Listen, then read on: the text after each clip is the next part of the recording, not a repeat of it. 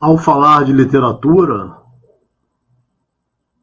Deleuze está falando de uma experimentação em torno daquilo que ele viu, daquilo que ele presenciou, daquilo que ele viu nascer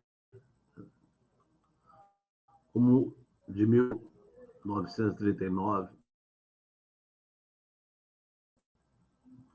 Então, Deleuze diz, né? Ele que nasceu em 1925, quando ele tinha 14 anos, 1939, né? o que, que, ele, o que ele experimenta na ciência? E por isso ele é um filósofo, né? Que, quando fala de literatura, ele está falando de vida. Então eu vi o nascimento da guerra. Eu devia ter uns 14 anos. Eu me lembro bem das pessoas. Quando ele fala disso, ele está falando também dos acontecimentos anteriores. Qual era a profissão dele, diz a Cléa Parnet? Era engenheiro, mas um engenheiro muito especial. Tenho a lembrança de duas atividades dele. Não sei se foi criação dele ou se trabalhava com isso, mas era um produto para impermeabilizar os tetos. Impermeabilização dos tetos. Mas com a crise ele ficou com apenas um operário, um italiano, ainda mais um estrangeiro. As coisas iam muito mal. O negócio acabou falindo, ele foi parar em uma indústria mais séria que fabricava balões. Aqueles balões, aquelas coisas, aeronaves. Entende, não é? Mas foi num momento em que não servia mais para nada.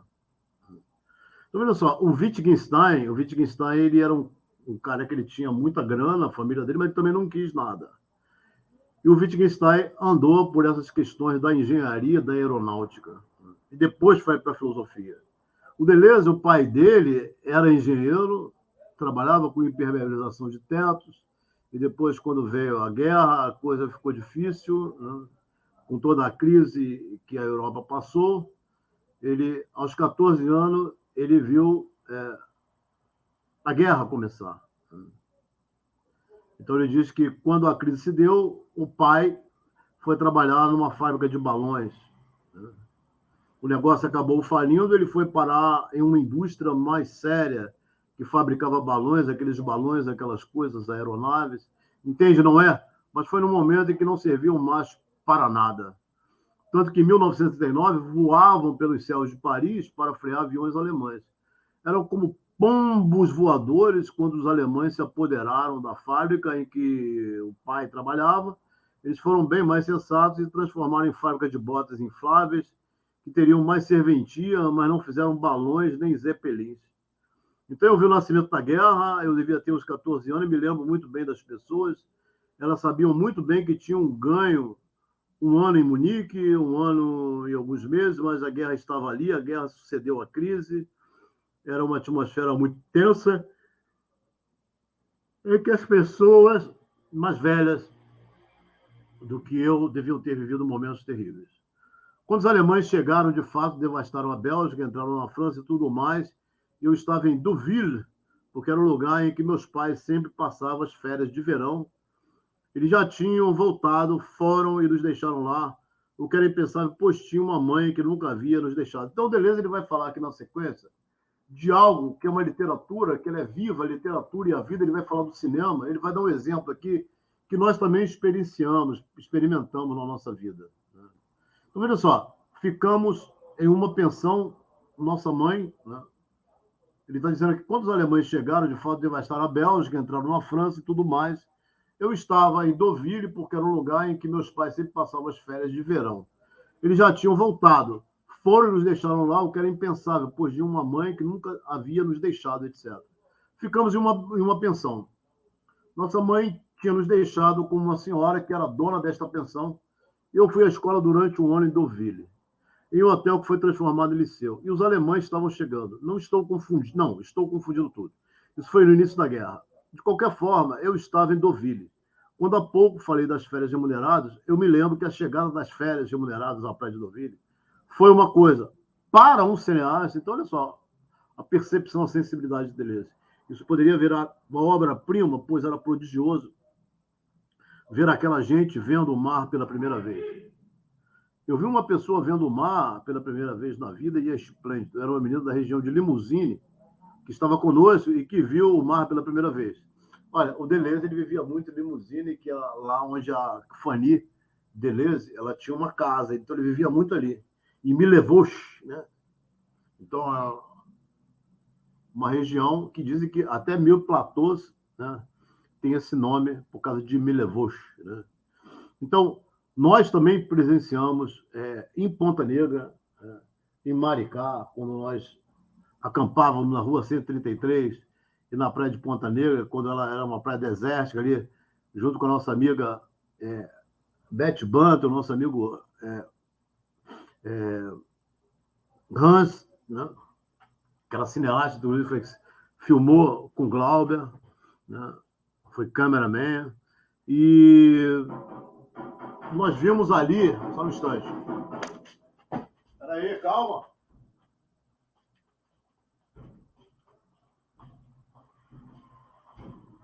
Calma.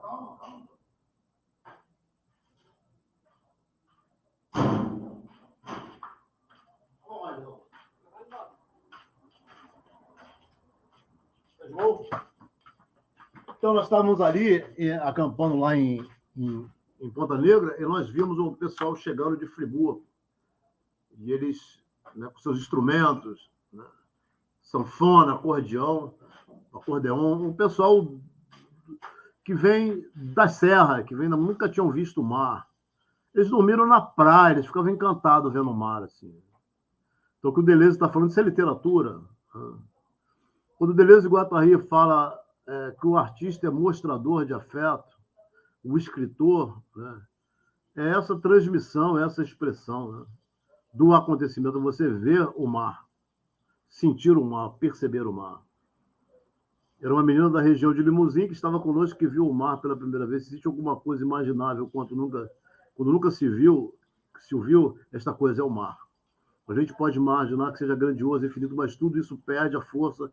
Quando se vê o mar, aquela menina ficou umas 4 ou 5 horas diante do mar, completamente abobalhada, e não se cansava de ver um espetáculo tão sublime, tão grandioso. Então, essa galera que veio também, né, de Friburgo, né, e para você ver as pessoas que moram no interior dos estados, a relação da cidade com a Interlândia, né, e toda a questão geofilosófica, né, porque a questão do território é sempre alguma coisa que nós estamos saindo dele, né? E o território ele se faz com territorialidades, com posturas, com gestos, né? Então, assim, quando o Feuerbach e o Gerard Granel ele falam do Marx desde 1844, quando ele diz que o corpo do homem é a própria natureza, né? Nós nos remetemos direto ao Spinoza, quando o Spinoza fala de desejo, na terceira parte da ética, ele fala de alegria, ele fala de tristeza, e ele fala no livro 1 do Tratado Político, né, sobre as derrapagens que os filósofos fizeram quando pensaram somente a razão e não pensaram os afetos. Nós sempre repetimos esses mesmos enunciados, essas proposições, essas expressões, porque é um meio que nós temos, é uma economia no sentido de você habitar uma casa, o oikos, né? E você aos poucos ir trabalhando essa casa, o oikonomos, né? Porque aquilo, como é que você vai administrar uma casa se você não tem uma ética, uma dobra sobre si mesmo? E como é que você vai se relacionar com o outro? Então, assim, nós gostamos de ler em voz alta, adoramos, nós já fizemos falas de 3 horas, e aí você tem aquela coisa atrapalhada, aquela coisa... Mas você está vivendo aquilo, você está procurando, né? É como ver o mar pela primeira vez, você está procurando ir em frente àquele afeto, né? É como um pescador que tem que pescar, você tem que entrar no mar para pescar. Então, desde que nós entramos nessas discussões com Deleuze, com Guattari, com Cláudio Piano, nos abrindo essas perspectivas, nós encontramos muitas vias e muitos colegas, muitos que desembocaram em várias vias, né? Encontros e desencontros, e nós continuamos tentando ouvir, como diz o Beckett, o Deleuze fala, que nós ouvimos e vemos através das palavras, né? Então, assim, não é porque ele vai falar de literatura na letra L do abecedário, a literatura e a vida. Aquela menina ficou umas 4 ou 5 horas diante do mar, completamente abobalhada, e não cansava de ver um espetáculo tão sublime, tão grandioso. Então, na Praia de Deauville, que sempre tinha sido exclusivamente dos burgueses, como se fosse propriedade deles, de repente chega o povo das férias remuneradas, pessoas que nunca tinham visto o mar, e foi fantástico.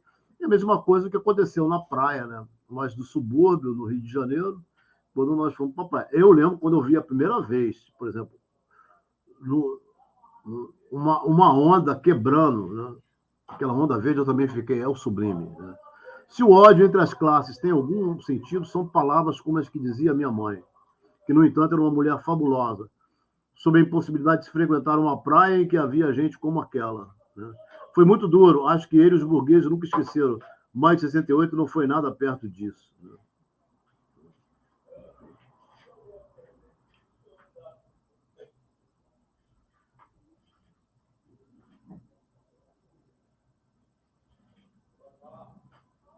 Então, fale mais do medo que eles tinham. Então, olha só, afeto, o medo é um afeto.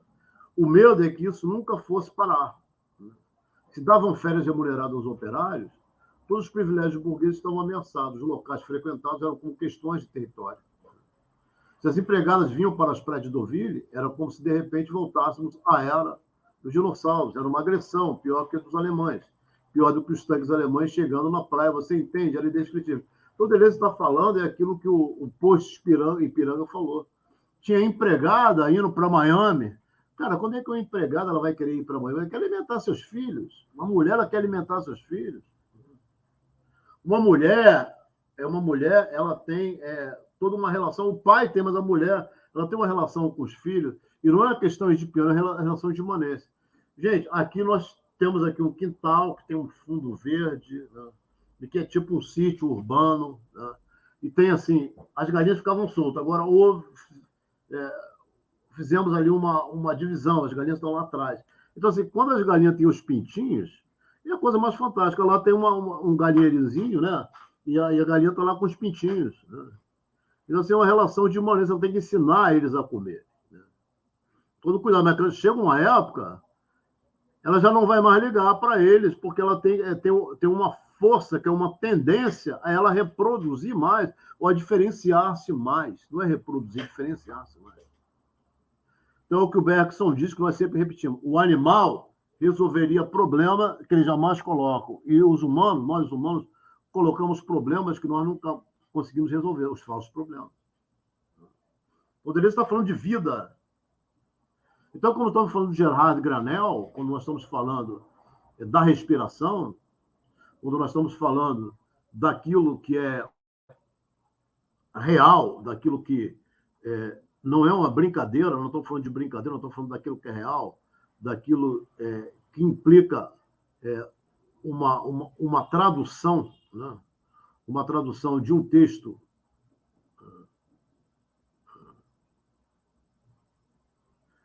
que é... O StreamYard está dizendo que nós alcançamos o limite alcançado. Certo. Mas é isso, nós queremos desterritorializar os limites. Né? Então,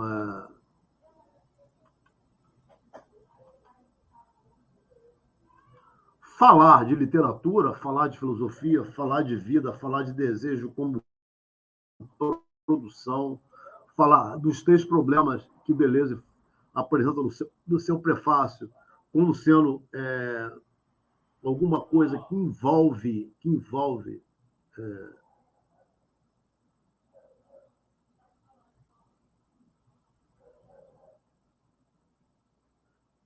a relação entre desejo e o social, como introduzir a questão psicanalítica, a questão do desejo, dentro de uma questão que ela é propriamente encarada como somente política e que não tem nenhuma relação com, por exemplo, com a psicanálise, digamos assim, que não tem nada a ver com com a política do nosso tempo, não. Existem problemas que são problemas de como você vai introduzir a política nos grupos psicanalíticos e como vai introduzir a questão do desejo nos grupos revolucionários. Era essa questão do Guattari, como fazer essa transversalidade. Né? Isso é muito bacana, né? Isso é muito lindo, isso é muito bacana. Né? Então, não podemos jamais abandonar essa relação que o Deleuze e o Guattari nos mostram. Né? Uma relação de você entender que o desejo como produção implica uma leitura de Marx e uma leitura relativa à paixão. Né? Porque o homem ele tem paixão alegre e paixão triste. Né? Então, como é que ficaria a questão do corte? Como é que fica a noção de paixão e de afeto no Marx de 1844 como um modelo que nós não podemos abandonar para fazer política e para fazer literatura? Os burgueses, quando eles veem os trabalhadores em férias, operários em férias, eles ficam furiosos. Né? Assim como eles viam os farofeiros chegarem na praia do Arpoador e como eles viram as pessoas entrando nos aeroportos. Né? A coisa mais linda que tem aqui no Juazeiro, uma das coisas mais lindas, no dia 1º de janeiro aparece o reisado.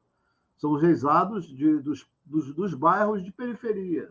Aquela gente mais bonita, sempre com chicote queimando. Né? Agora, quando encontram 2 reisados de bairro, às vezes tem conflito. Né? Mas são atenções da vida.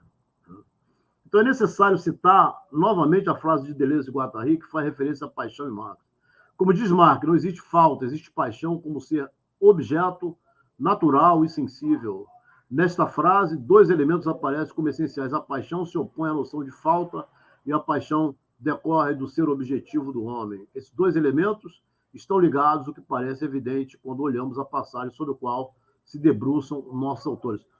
Passagem é alguma coisa que o Spinoza diz. Paixão é passagem. Passagem de uma perfeição maior para uma perfeição menor, ou de uma perfeição menor para uma perfeição maior. Né? O domínio das paixões se dá aí. Né? Alegria e tristeza, justamente a passagem, né? Entre perfeições, entre graus de perfeições. Então, literatura e vida implicam afetos. Implica não falta, mas paixões. Então, é preciso ler esses autores, né? Não somente alguma coisa que você vai fazer uma exegese em Proust ou em Kafka, é você olhar para a própria vida. Então, assim, muitos consideravam que a chegada dos operários na guerra, operários franceses, remunerados em férias remuneradas quando a guerra eclodiu, né, para os burgueses, né, o medo é que isso nunca fosse parar. Se davam férias remuneradas aos operários, todos os privilégios burgueses estão ameaçados. Os locais frequentados eram como questões de território.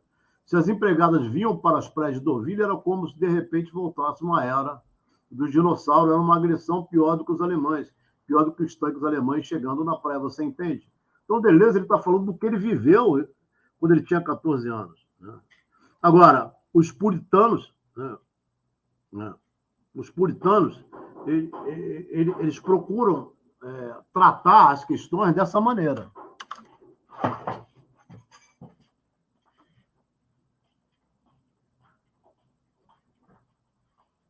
O suco já chegou, hein?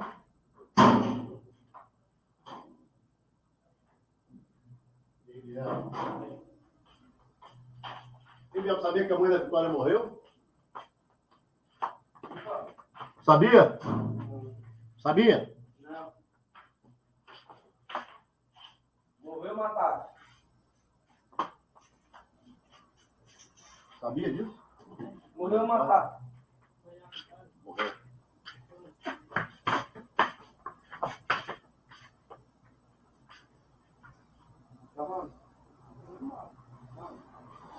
Então, está falando de Vitória. Vitória, a mãe dela faleceu. Um acontecimento da vida. O cara empurrou lá no bar, ela bateu com a cabeça, foi hospitalizada, teve óbito. É a questão, né? Então, assim, literatura é alguma coisa que você vai falar de existência, a duração, né? Ela é a continuação indefinida do existir, né? Por mais que nós tenhamos preocupações essenciais. Um momento. Alô? Alô? Alô?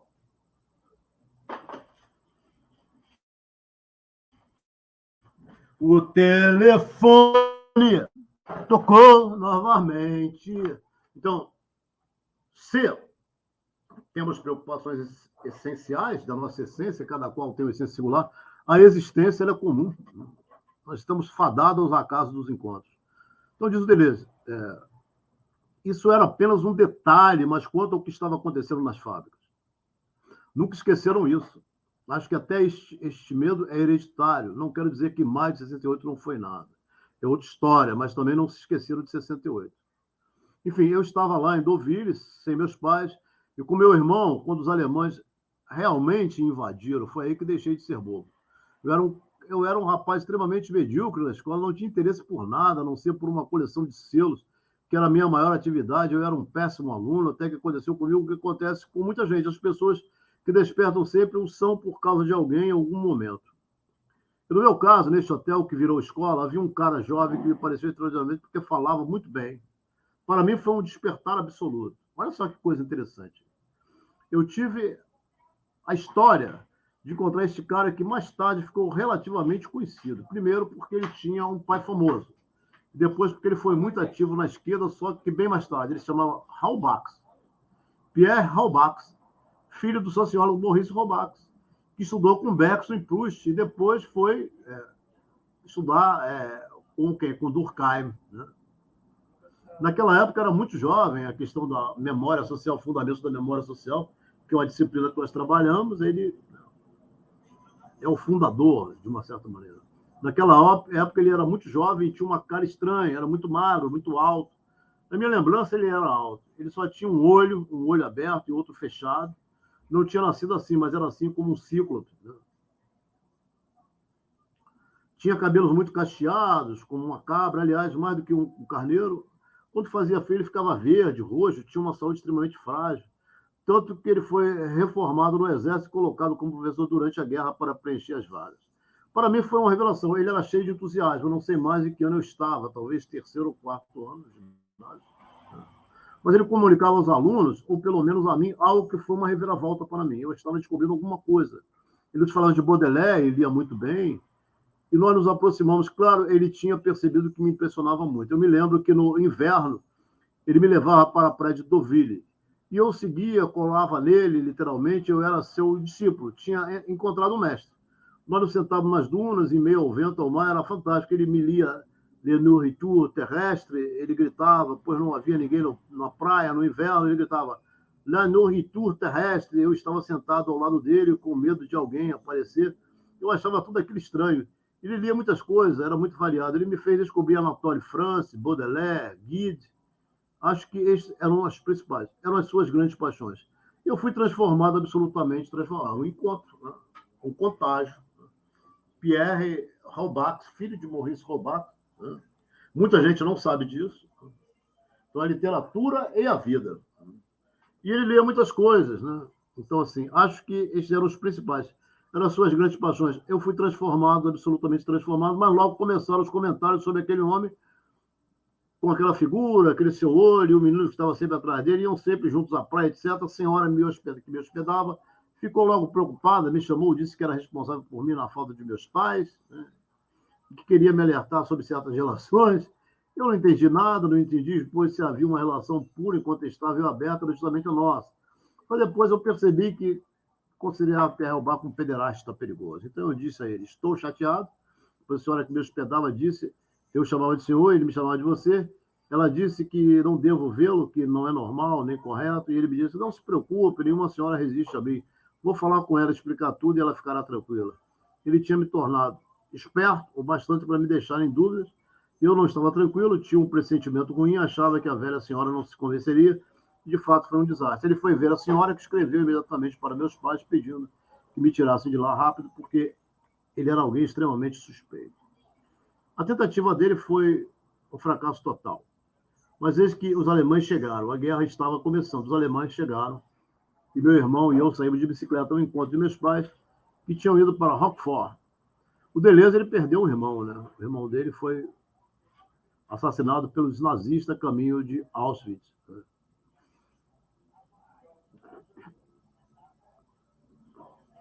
A fábrica tinha se mudado para lá, fugindo-se dos alemães. Fomos de Deauville a Rochefort de bicicleta. E ainda me lembro de ter ouvido o famoso discurso infame de Petain no albergue de uma aldeia. Meu irmão e eu estávamos de bicicleta e no cruzamento que encontramos, parecia desenho animado. Em um carro estava o velho Raul Bax, o filho, e um esteta que se chamava Bayer.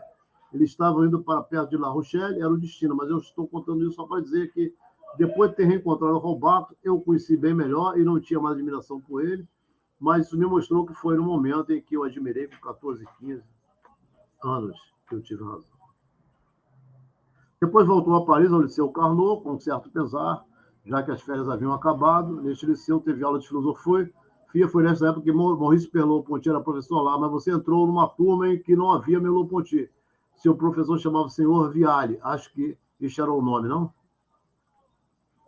Sim, o Senhor Viale. Tenho dele uma lembrança comovida. Foi por caso, houve a distribuição dos alunos, eu poderia ter tentado passar para a turma de Merleau-Ponty, mas não tentei, não sei por quê. Viale foi, é curioso, porque Raul Bax me fez sentir alguma coisa do que era literatura, mas desde as primeiras aulas de filosofia eu soube que era isso que eu faria. E me lembro de coisas esparsas aqui e ali. Em filosofia eu me lembro de quando soubemos da chacina de Orador. Tinha acontecido naquela época. É bom lembrar que eu estava em uma turma de pessoas um pouco politizadas, sensíveis às questões nazistas. Eu estava na turma de Guy Moquet. Eu me lembro disso. Havia uma atmosfera estranha nesta turma. De qualquer forma, lembro da forma como foi anunciado Orador. Foi um tanto marcante entre os rapazes de 17 anos. Não sei com que idade se passava a prova final.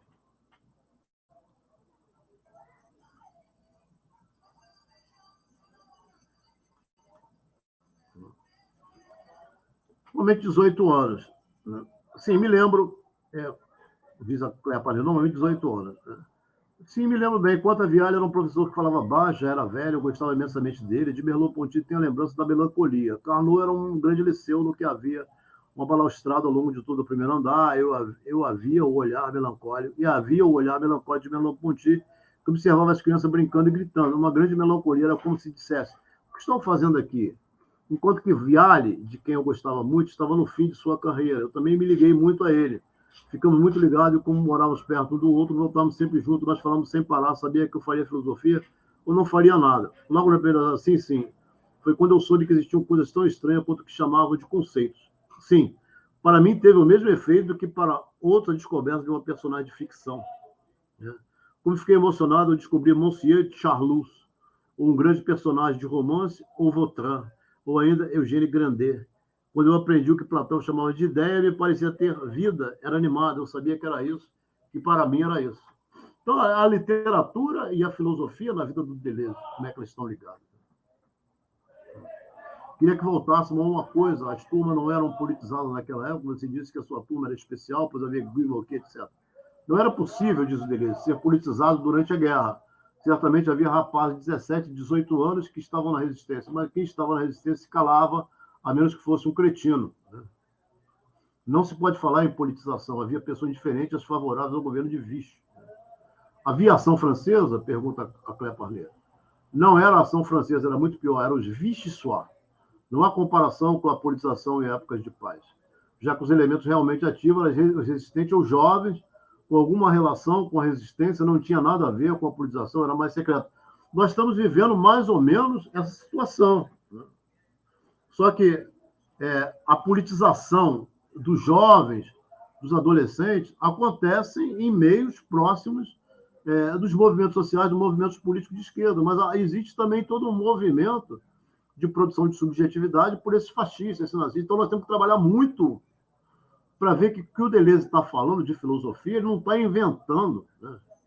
Ele está mostrando como é que o desejo ele se torna desejo de destruição daqueles que vão à praia com férias remuneradas, quando os burgueses desejam destruir.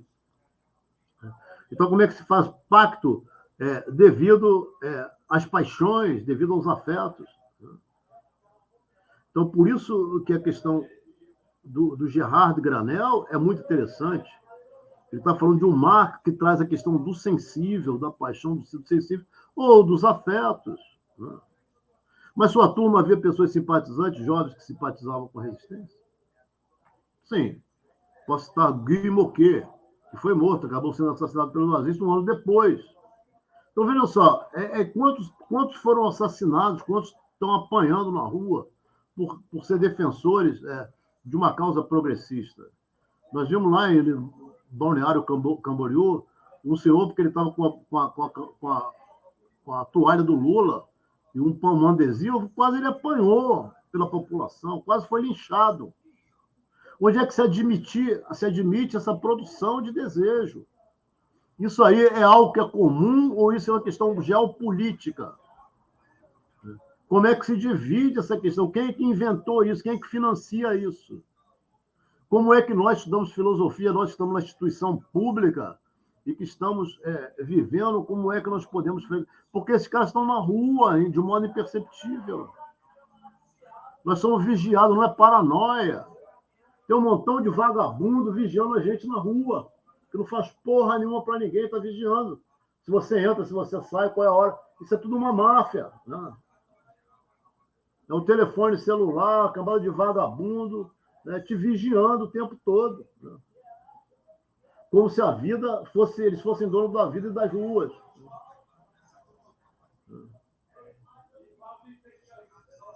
Como se as facções fossem mandar em tudo. Né? Isso são os nazistas, os fascistas, os bolsonaristas.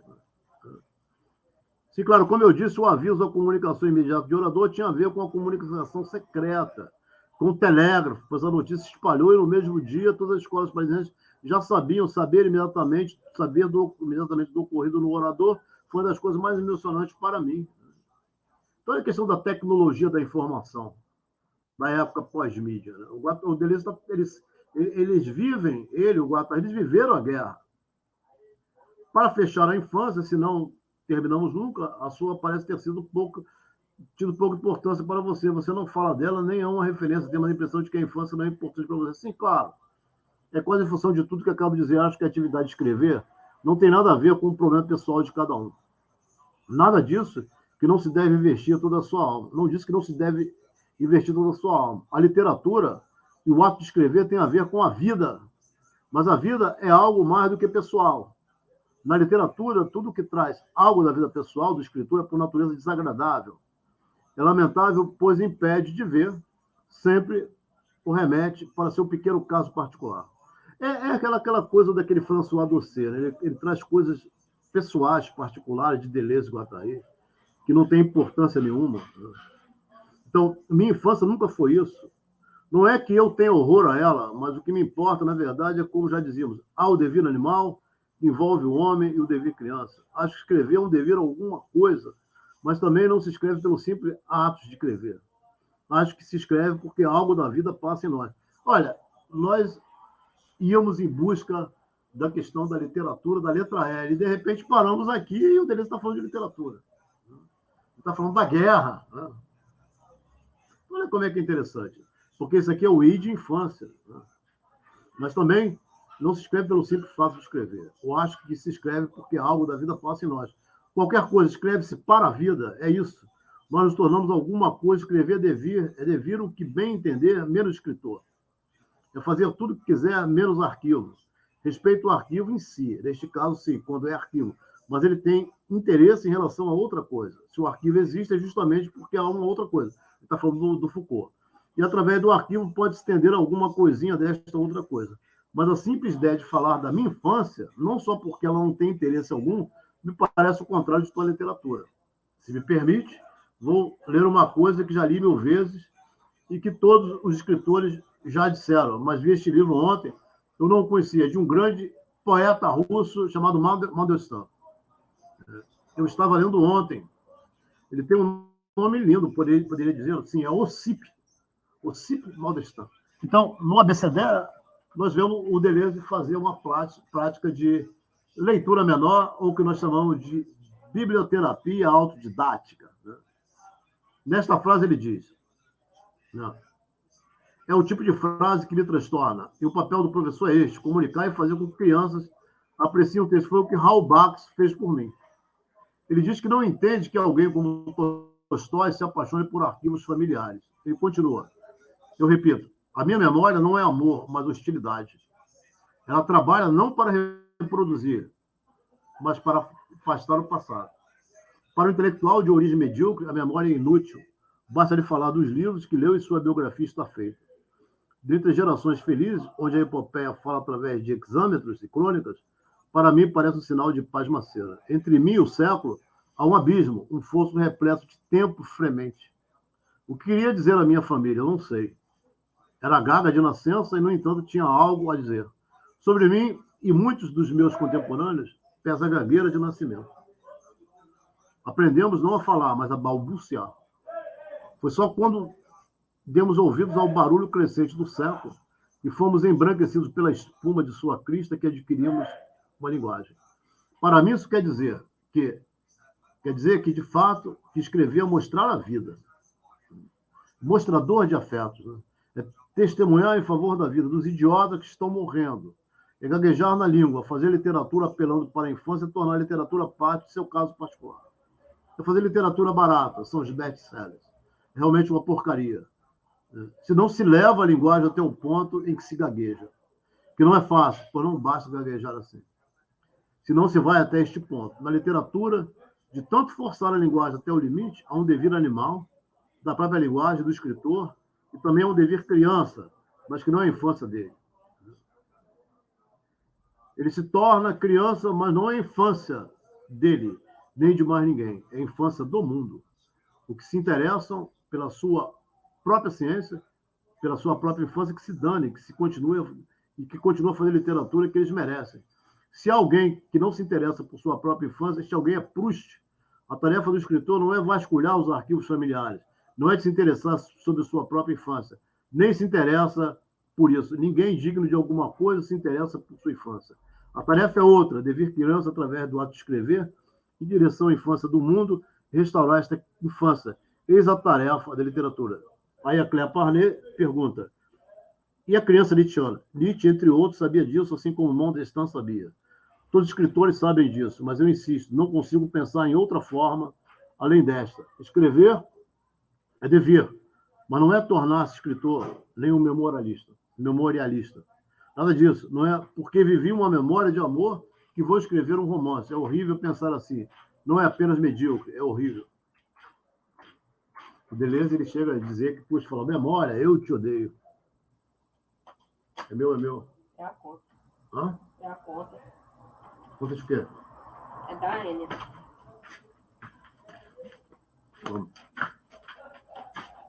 Há uma exceção à regra. Nathalie Sorro, uma escritora fabulosa, escreveu um livro chamado Infância, um momento de fraqueza. Absolutamente, Nathalie é uma escritora fabulosa, mas não é um livro sobre a infância dela, é um livro no qual ela testemunha, reinventa. Banqueiro advogado de ar, não sei, mas é um papel muito perigoso. Ela inventa a infância do mundo que interessa a Nathalie Sorro de sua infância. São algumas formas estereotipadas das quais ela vai tirar maravilhas. Pode ser o que ela fez com as últimas palavras de quem mesmo? Chekhov. As últimas palavras de Chekhov, ela tirou daí, depois ela pega de novo uma menina que ouviu alguém dizer como vai, e vai criar um mundo de linguagem, fazer proliferar a linguagem. Claro que Nathalie Sorro não se interessa por sua própria infância. E nós falamos de Carolina de Jesus, né? O Brasil tem que ser dirigido por quem passou fome. A fome é amarela, como diz o Marcelo Ariel, né? Ela vomitava bilis porque ela não comia. Agora ela ouvia o quê? Valsas vienenses. Ela fazia devires catando papelão. E tudo que ela queria menos se tornar escritora. Então, tudo bem, mas mesmo assim, Claude Sorro talvez te interesse mais. Nathalie Sorro, não. Claro, aceito tudo isso, mas de alguma forma foi um treinamento precoce que o levou à literatura. Você reprimiu a infância e rejeitou como inimiga. Isso foi a partir de que idade? É um treinamento, por outro lado, a infância sempre volta, mesmo que seja de uma forma revoltante, de de uma forma revoltante, é preciso treinar quase diariamente, precisa ter uma disciplina cotidiana.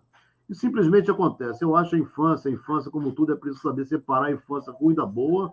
O que é interessante é a relação com o pai, a mãe, as lembranças da infância, não me parece interessante. É interessante, rico para si próprio, mas não para escrever. Há outros aspectos da infância, falamos há pouco do cavalo que morreu na rua, antes do surgimento do carro, encontrar a emoção da criança. Na verdade, é uma criança, a criança que eu fui não quer dizer nada, mas eu sou apenas a criança que fui, e fui uma criança entre muitas outras. Eu fui uma criança qualquer, e foi assim que eu vi o que era interessante, não como eu era a tal criança. Eu vi um cavalo morrer na rua antes que seguisse os carros. Não estou falando por mim, mas por aqueles que viram muito bem, perfeito, é uma tarefa de tornar-se escritor. Algum fator fez com que Dostoiévski visse uma página inteira, Incrível Castigo, eu acho, sobre o cavalo que morre na rua. Nijinsky, o dançarino, viu.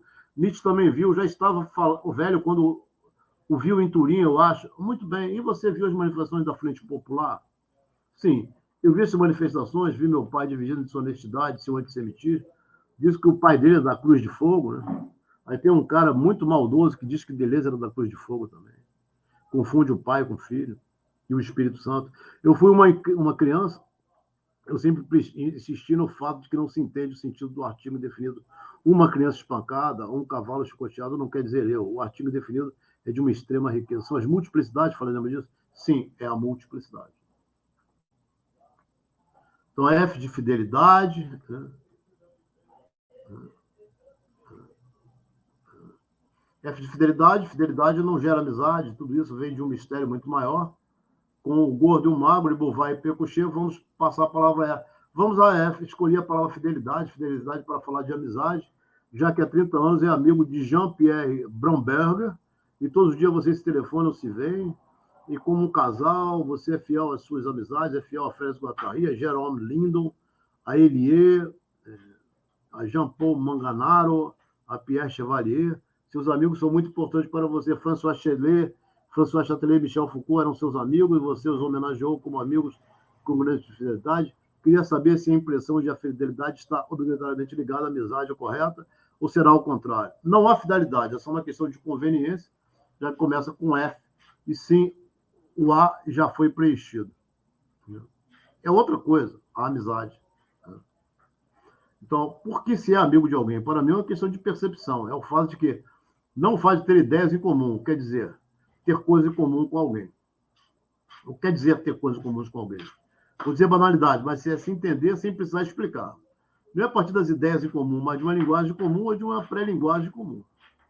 Há pessoas sobre as quais posso afirmar que não entendo nada do que dizem, mesmo coisas simples como passe-me o sal.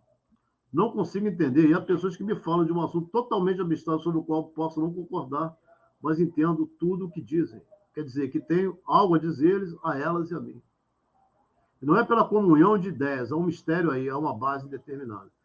É verdade que é um grande mistério no fato de se ter algo a dizer a alguém, ceder mesmo sem comunhão de ideias, sem que precise estar sempre voltado ao assunto. Então, o Deleuze, ele está falando de amizade, está falando do Félix, né? Com o Félix é diferente, não são Messier e Camus, estão mais próximos de Beauvoir e Pécuchet. Mas a questão era tratar da literatura, e passando por essas letras, né? Nós paramos em I, e de infância ele falou mais do que nós pensávamos. Mas o Deleuze ele vai falar também de literatura e jurisprudência. Né?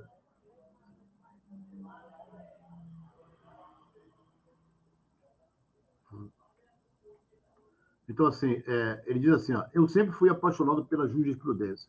Se não tivesse feito filosofia, teria feito direito. Né? Olha, mas não direitos humanos. Teria feito jurisprudência porque é a vida. Não há direitos humanos, há direitos da vida. Muitas vezes a vida se vê caso a caso, mas eu estava falando dos táxis. Né? Então, o Deleuze é um filósofo, é um homem que vive na cidade. Então, quando ele for falar de literatura, ele vai retomar questões que diz respeito aos literatos, né, que ele tratou, né, a questão da literatura anglo-americana, em vez da literatura francesa, mas existem citações do Jorge Amado, do Capitães de Areia, né, e que ele cita em Imagem e Tempo, e quando chegar em literatura, nós vamos encontrar ele falando dos escritores, das escritoras, mas não propriamente do escritor, da escritora, mas o devir que a filosofia faz. O escritor, a questão dele não é tornar escritor, é devir outro, devir alguma coisa que difere dele mesmo. Então, na literatura, há a questão da diferença, a questão de uma filosofia da diferença. Então, L de literatura, um filósofo cria conceitos, o romancista cria personagens, mas os grandes personagens de romance são pensadores. Elementar, meu caro Oz, L de literatura. Chegamos ao L, diz ele, já? Sim. A literatura povoa seus livros de filosofia e sua vida. Você relê muitos livros de literatura, do que chamam de grande literatura, sempre tratou os grandes escritores como pensadores, entre Kant e Nietzsche. Você escreveu Proust e os Signos, que é um livro famoso, Lewis Carroll, Émile Zola, Mazor, Kafka, literatura inglesa e americana. Parece que é mais através da literatura do que a história da filosofia que você inaugura um novo pensamento. Gostaria de você, você sempre leu muito. Sim, houve uma época que eu li muito mais filosofia, pois fazia parte da minha profissão, do meu aprendizado. Eu não tinha muito tempo para ler romances, mas a vida inteira eu li grandes romances. Cada vez mais, aliás. Mas será que me é útil para a filosofia? Claro que sim. Por exemplo, a Fitzgerald, que é Por que não? O romancista bastante filósofo, eu devo muito. O que devo a Faulkner também é muito grande. Estou esquecendo muitos outros, mas tudo isso se explica em função do que já dissemos. Avançamos muito, como você já percebeu. É aquela história, o conceito não existe sozinho. O conceito, ao mesmo tempo que cumpre sua tarefa, ele faz ver coisas, está ligado aos perceptos.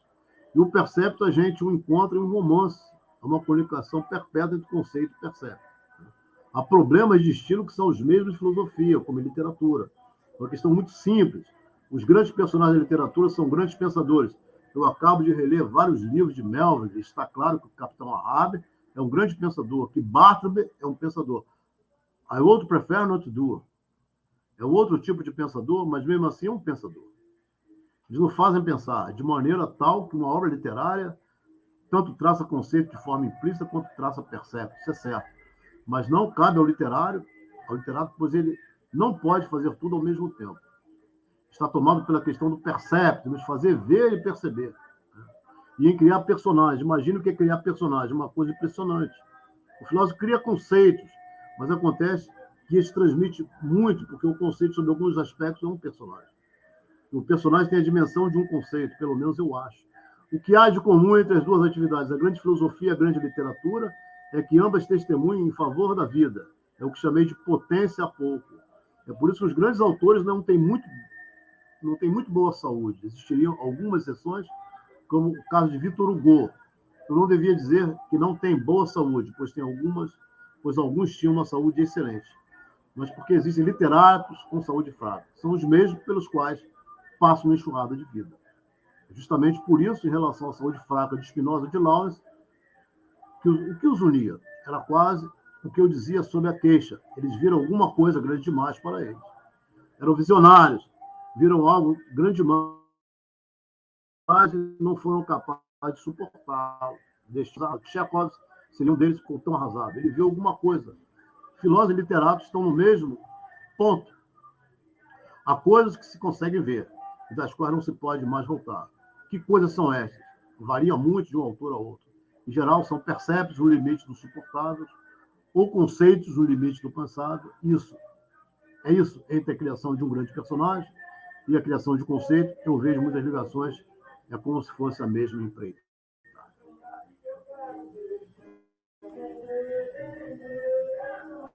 Então, o Abel